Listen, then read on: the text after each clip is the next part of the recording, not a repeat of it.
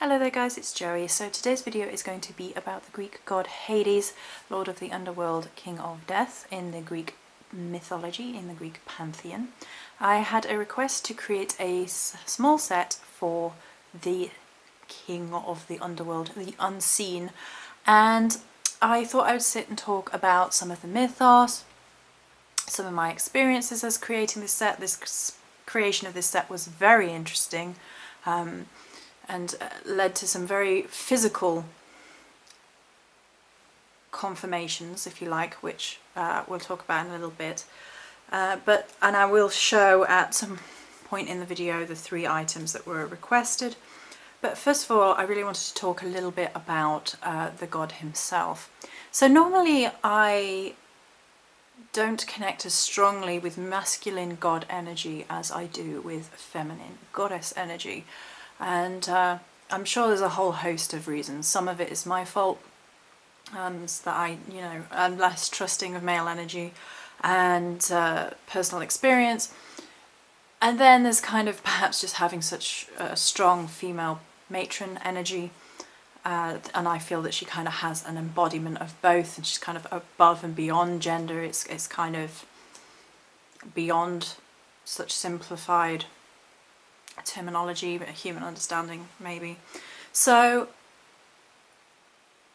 it was interesting to me that this energy, this connection to a god of the underworld came through so strongly. I guess given the themes, the sort of dark god theme, the underworld theme, the theme of death and rebirth and things of that nature, it's a little bit second nature. It's very, very close to energies that I feel naturally align with the times of year that I feel connected to. I feel very connected to autumn going into winter, so I feel very connected to that sort of death rebirth energy anyway, and it's always come more easily connecting to that energy of the dark gods or dark goddesses. What I hate the terminology of dark god and dark goddess, but so the other thing is as well is that I know a good deal about the Greek pantheon. I grew up on the mythology of the Greek pantheon. I knew a lot about it already. I knew all the myths for the most part. I sort of made bullet point notes to make sure I reminded myself of the ones that I really wanted to discuss in this video. So there's a familiarity with the mythos already implanted in my mind. Growing up, the Greek myth, and to a lesser extent the Egyptian myths, were very, very prevalent, very, very present in books I had as a child. I had Enid Blyton's Greek mythology book, and I can still remember what the book... In fact, I probably still have that book. I should have had a dig around to see if I can find it. I'm pretty sure I do still have it. I know what it looks like. I know what the paper feels like because it had a kind of a thin papery feel, and I must have read the Greek mythos from that book many, many times. And growing up, it was just everywhere. Greek history and mythology is something of an interest to me. I've been interested in and studied up to university level history, so it's something that, you know, naturally sort of followed me all the way up, and it's a mythos of familiarity which I already knew a good deal about. And then of course there's a lot of pop culture references to Hades. Disney's Hades is something I had to completely put out of my mind because it's such a strong pop influence of Hades. Hades from Disney is fabulous, and of course there is the Once Upon a Time retelling of that, which was slightly less fabulous than the Disney original, but it's still good fun. But you know, the Disney Hades is just so good, so hilarious, punchy. It was a really good telling, and it was a really good character. I don't think the actual Hades would approve of it because he's quite solemn, and I think he would disdain of it, but there you go. But so that's the first thing, is we kind of had to put all the pop culture aside for a minute, and there had to be an element of re-looking at some of the mythos. So there are 2 really kind of famous myths. The kind of the origin of him becoming king of the underworld, ruler of death and souls that passed through death. is where he fought alongside his brothers, Zeus and Poseidon, against the gods in order to win this war against the gods. He was granted the Helm of Darkness from the three Cyclops in order to help win, and gained invisibility, hence his name being Hades, the Unseen.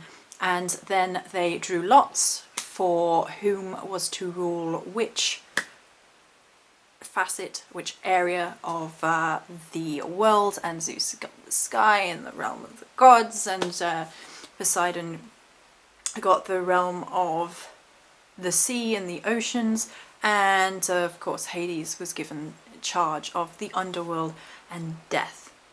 There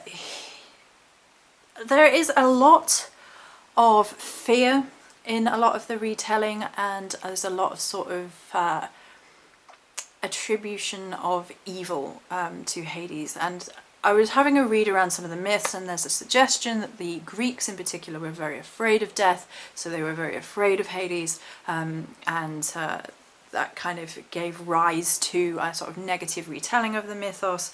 However, on closer inspection of some of the myths, he appears not evil, but more passive. His role was often maintaining a balance, and the only time that he really got wrathful was when his subjects, the dead, tried to leave, or when someone tried to steal souls from his realm, and his wrath was terrible also for anyone who tried to cheat death. But to me, it kind of feels like a natural wrathfulness that makes sense in upholding the sense of balance. Because if the dead got up and left the kingdom after they were dead, then that surely would create an imbalance in the world, an inharmony in the world. And it's kind of his right, you know, there's this very strong male sovereignty energy when coming into contact with Hades, that he is a king, a sovereign, and this is his realm, and people trying to subvert the laws of nature, it kind of has a chaotic feel about these souls or other people trying to sort of go against the fact of judgment of death. And death comes to all people when it's meant to, so there's that energy of he doesn't need to be wrathful, it just, death comes when it is meant to and passing through. There is one exception to the not being allowed to leave mythos, which is Orpheus and Eurydice, which is supposedly the lone example of Hades' mercy. When Eurydice dies on her wedding day, bit by a snake, Orpheus, a great, incredible musician of his time, begs and uses his music to beg and influence and express his sorrow at the loss of his love before her untimely death. And it's actually Hades' wife, now I've got this written down because I always pronounce this wrong, Persephone, who actually was very, very moved by the music and pleaded to Hades on their behalf to allow Eurydice to go, and he permitted it, given that Orpheus walked out of is Tartarus? Is Tartarus the right way of? I'm pretty sure. Without looking back, and as long as he walked all the way out without looking back at his love, then she could follow him and they could live. But he, mistrustful and doubtful of Hades' word, turned and looked at her, and she vanished, and then he had to live without her because he did not follow the commandments of his king. So, talking of Persephone, she is the other main myth attributed to Hades. He decided upon her for his wife.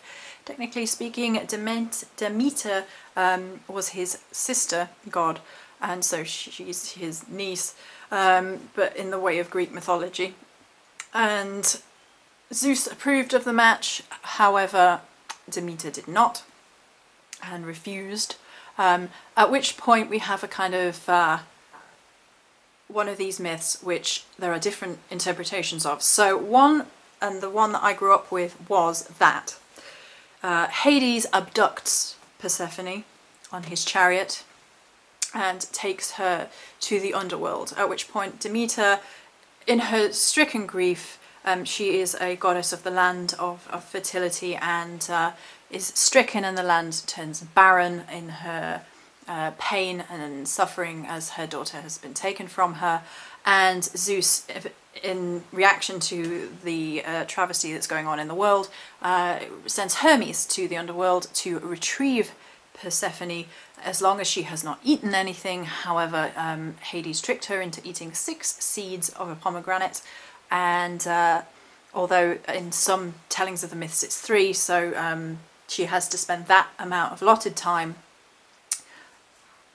in the underworld and the other half with her mother, and it explains the seasons. So when Demeter is with her daughter, it's spring and summer and the world is bountiful, and then when she goes back down into the underworld it becomes autumn and winter, and it's kind of an explaining the seasons mythos.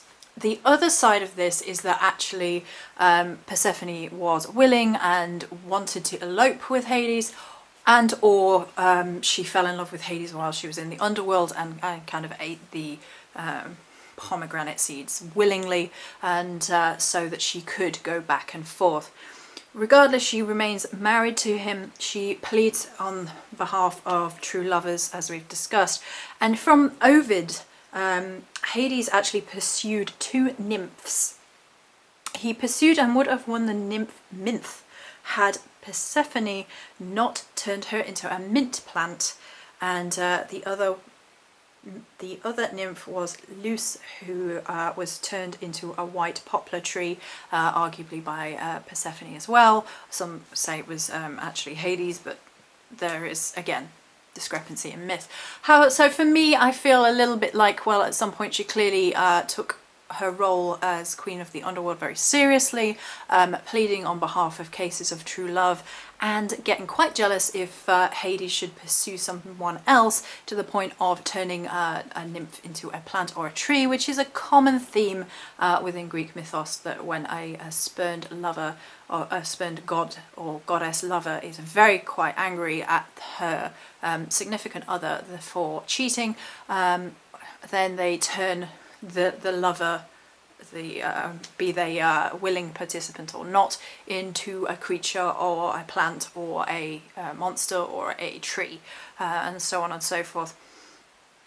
But there, that tends to suggest that Persephone does love Hades, and is therefore jealous of others gaining his affection. Otherwise, why bother turning a nymph into a mint plant?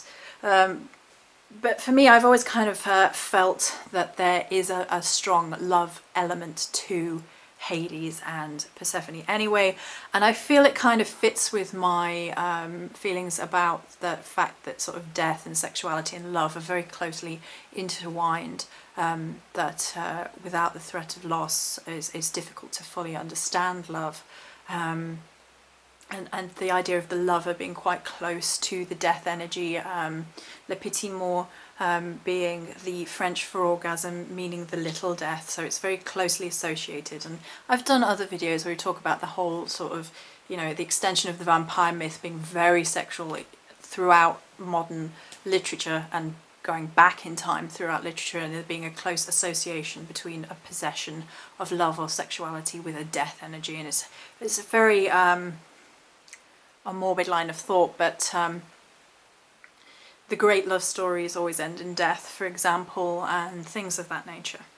So I honestly feel there is a very dark lover energy to Hades. I get the feeling it would be kind of quite a possessive love, a kind of sweeping up of his wife and for himself. I've forgotten whose name it was, but there was a hero who tried to there was a hero, he wouldn't be technically called a hero, he was a human who tried to make off with Hades' wife, who is permanently punished as a result, and he would never forgive him for trying to steal his Persephone.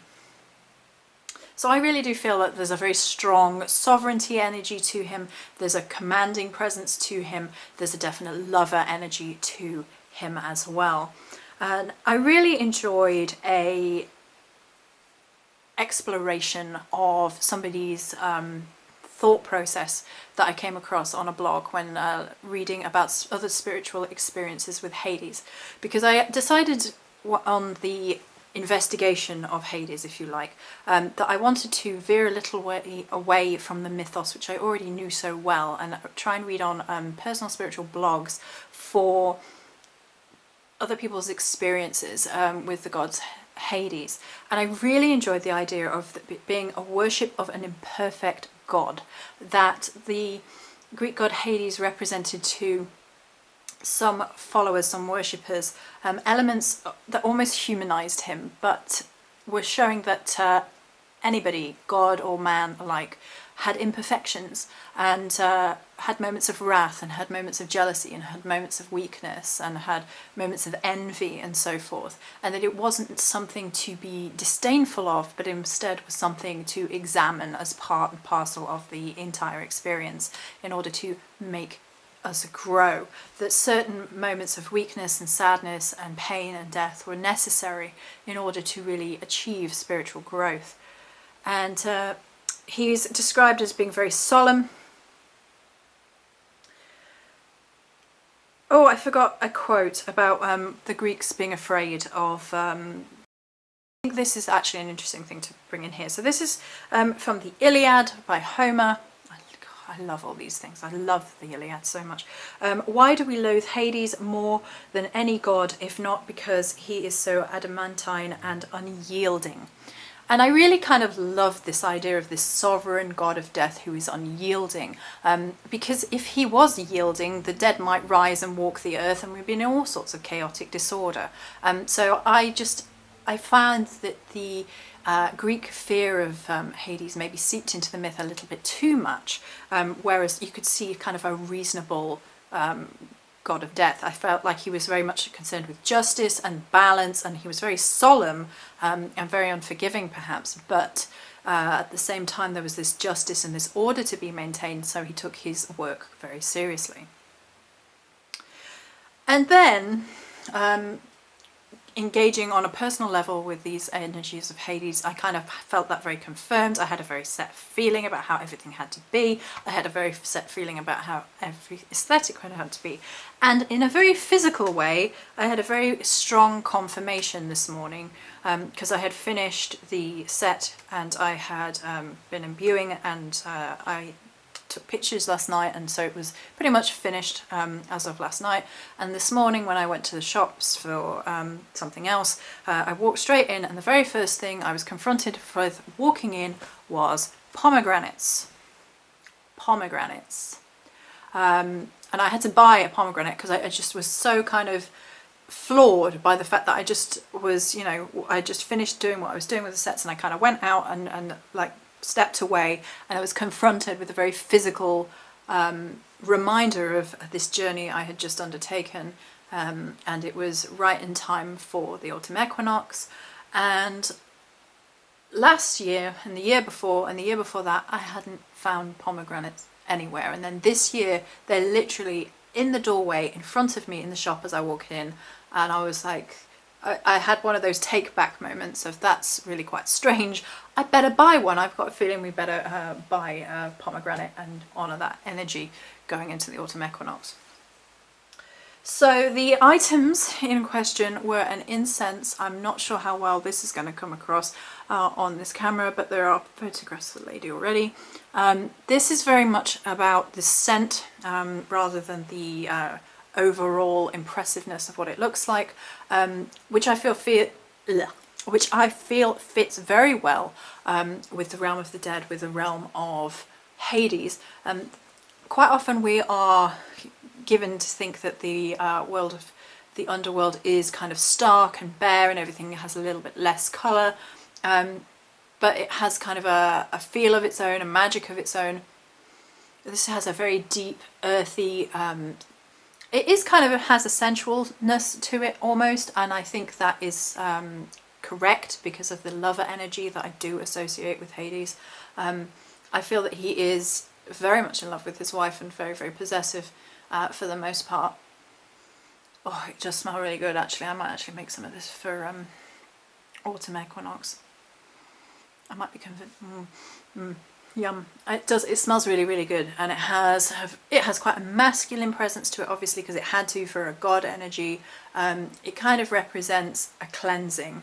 There is a connective energy within all of these, obviously, to connect to the god Hades and the underworld, and this kind of reminds me of kind of looking as if one is walking through the underworld and looking at the floor and the ground and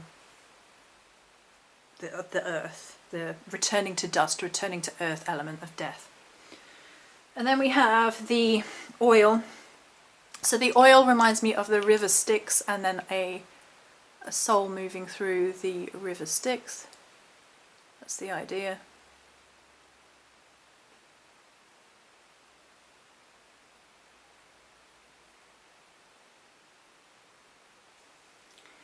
And last but not least, we have the votive.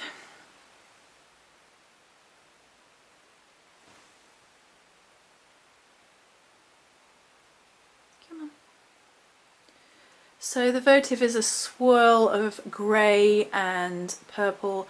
It's very indicative of spirit moving through the realm of the underworld. It's very much has the colour scheme that I was basically told to do. I sort of had a very strong feeling about that, and I was like, right, we're doing it, it's fine, I can do that, no problem. And it kind of makes me feel like this is how the colour palette that Hades himself would present. That he would be very much robed in black, and there would be swirls of grey and purple, and it being very much about the realm of spirit and death and rebirth, and there's not completely bleak, but there's a little bit of a bleakness to it, but there's an element of the cosmos and the energies of destiny and fate being interwoven, that, you know, you die when you're meant to die. Because we've talked about in the Norn mythos that in the Nordic mythos with the Norns, there's a little bit more of a freedom of fate. However, in the Greek pantheon, in the Greek messages, you know, fate is predestined, fate is set, and so you die when you're meant to die. So I felt and was told that this is what it had to look like, and there you go. So those are all for currently for the god Hades. This smells so good for it looks so plain, and yet its punchiness is really in its scent.